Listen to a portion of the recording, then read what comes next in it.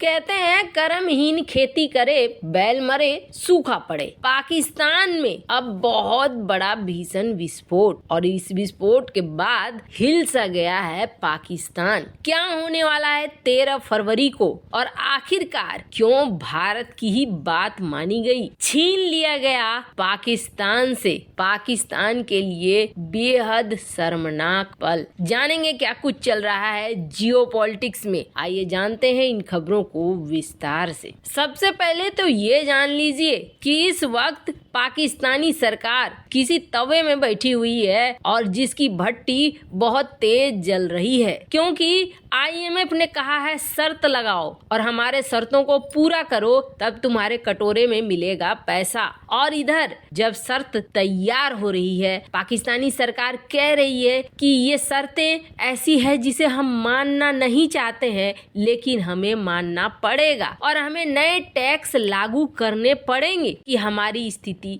बिगड़ती जा रही है, बहुत ज्यादा बिगड़ रही है। हम परमाणु संपन्न देश हैं, अर्थव्यवस्था है, लेकिन हमारे यहाँ बहुत सारी मुश्किलें खड़ी हो रही है। तो अब सरकार से बुरी तरीके से नाराज हो चुके हैं यहाँ के व्यापारी, और यहाँ के व्यापारियों ने देशव्यापी विरोध करना शुरू कर दिया है। मांग करना शुरू कर दिया है कि सरकार टैक्स लगाने के बजाय सेना के जनरलों, न्यायाधीशों और सांसदों के वेतन में कटौती करे। व्यापारिक संगठन उतर आए हैं जमीन पर और ये कह रहे हैं कि अगर तुमने IMF की शर्तें मानी, नए टैक्स लागू किए, तो 13 फरवरी से वो जलजला आएगा, ऐसा आंदोलन आएगा जिसे तुम रोक नहीं पाओगे। डॉन की ही रिपोर्ट बता रही है कि इन संगठन ने अब नेताओं को और सरकार को चेतावनी देनी शुरू कर दी है कि आप अपनी गलती हमारे ऊपर मत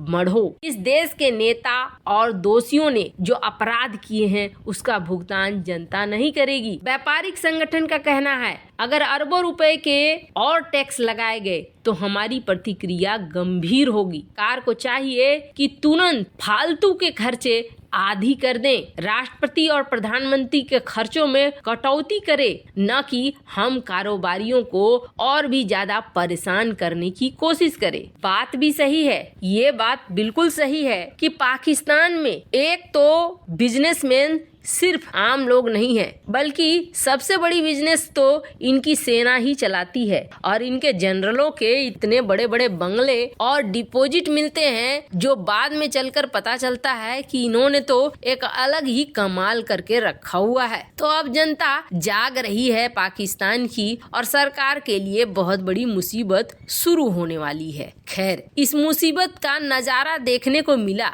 और स्थिति ऐसी हो गई कि पाकिस्तान के दिग्गज क्रिकेटर मारे जाते। पाकिस्तान में आतंकियों ने सरकार की नाक में दम करके रखा है। आए दिन वे किसी भी इलाके में विस्फोट को अंजाम दे रहे हैं। बड़ी संख्या में सैन्य कर्मी सहित आम लोग भी निशाना बन रहे हैं और इसी क्रम में पाकिस्तान के बलूचिस्तान प्रांत के क्वेटा में रविवार को एक बार फिर आतंकियों ने पुलिस कर्मियों को निशाना बनाया। इस हादसे में कम से कम 3 लोगों की मौत होगी जबकि 7 लोग घायल हो गए हैं। रिपोर्ट ये बता रही है कि विस्फोट क्वेटा पुलिस लाइन क्षेत्र में हुआ। जहां पर विस्फोट हुआ वहां से कुछ ही दूरी पर नवाब बुगती स्टेडियम है। जब विस्फोट हुआ तब इस स्टेडियम में PSL का प्रदर्शनी मैच चल रहा था और इस दौरान बाबर आजम और शाहिद अफरीदी जैसे दिग्गज वहीं पर मौजूद थे। जैसे ही ये धमाका हुआ वैसे ही सभी खिलाड़ियों को वहां से सुरक्षित स्थानों पर ले जाया गया। धमाके के बाद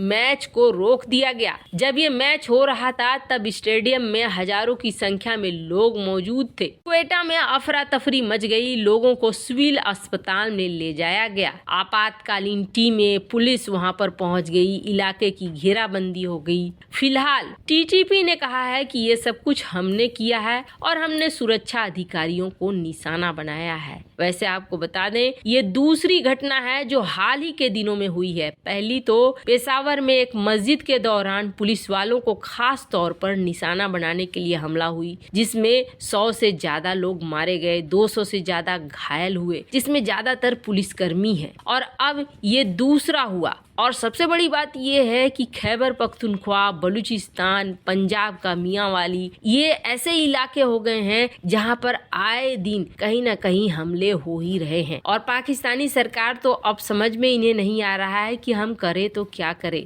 इन्होंने अब सीधे सीधे तालिबान से बात करनी शुरू कर दी है कि किसी तरीके से रोको इन्हें, समस्याओं को रोको, हमें बचाओ। पर तालिबान भी अब हाथ खड़ा किए हुए है और तालिबान कह रहा है कि हम टीटीपी के कुछ नहीं लगते हैं और हम कुछ नहीं कर सकते हैं, टीटीपी के खिलाफ कोई कार्रवाई नहीं कर सकते हैं। यानी पाकिस्तान बुरी तरीके से फंसा हुआ है। पर इन सब के बीच में पाकिस्तान के लिए सबसे बुरी और सबसे शर्मनाक खबर निकल कर आई है और ये खबर भारत के कारण निकल कर आई है। एक तरीके से भारत की वजह से छीन लिया गया है बहुत बड़ा सम्मान पाकिस्तान से। दरअसल पाकिस्तान की क्या स्थिति है ये तो सबको दिख ही रहा है। ऐसे में पाकिस्तान जब खुद को नहीं संभाल पा रहा है, चीनी नागरिकों को ये कह रहा है कि अपनी सुरक्षा के लिए प्राइवेट फार्म को पैसे दो और अपनी सुरक्षा खुद ही सुनिश्चित करो, तो फिर क्या वो बाहरी खिलाड़ियों को सुरक्षा दे सकता है? ऐसा देखकर बिल्कुल भी नहीं लग रहा है।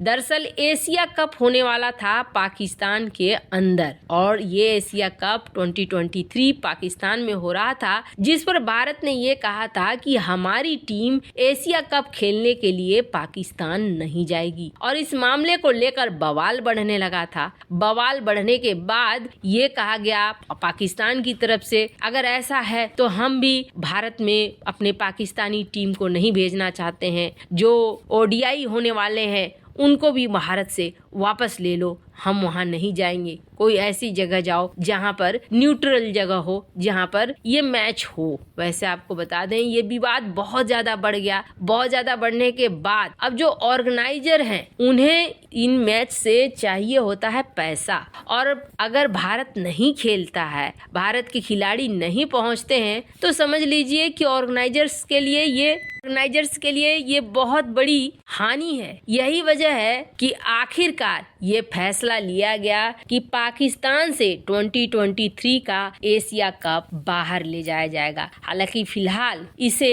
नहीं बताया गया है कि कहां पर किया जाएगा, पर स्पॉन्सर्स की वजह से माना गया कि भारत की ये मांग को माना गया। पाकिस्तान से इस कप को ही अब किसी तीसरी जगह खेलने की बात कही जा रही है। पाकिस्तान के लिए ये सबसे बड़ा झटका है, पर फिलहाल पाकिस्तान के अंदर जो स्थिति है इसमें सुरक्षा की कोई गारंटी नहीं है। ऐसे में भारत सहित दुनिया के देश भी नहीं चाहेंगे कि इस तरीके के बवाल में फंसे। वैसे आपको क्या लगता है, एशिया कप छीना जाना पाकिस्तान से सही हुआ या नहीं हुआ? कमेंट कर अपनी राय जरूर बताएं। जल्द मिलते हैं अगले वीडियो में नई खबर के साथ।